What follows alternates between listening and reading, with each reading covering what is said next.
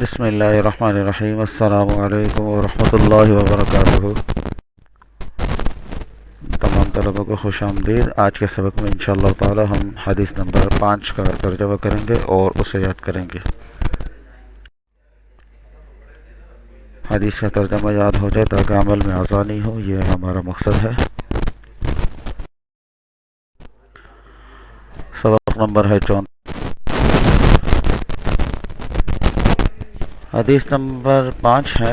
رسول اللہ صلی اللہ علیہ وسلم کا ارشاد ہے: من تصدق بعدل تمرۃ من کسب طیب ولا یصعد الی اللہ الا الطیب فإن اللہ یتقبلها بیمینہ ثم یربیها لصاحبہ کما یربی احدکم فضہ حتی تکون مثل الجبل۔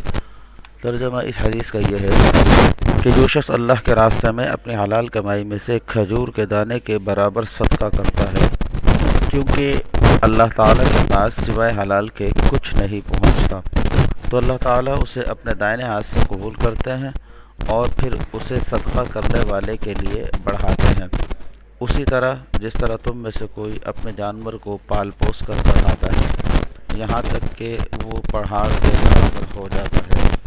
یہ اس حدیث کا ترجمہ ہے۔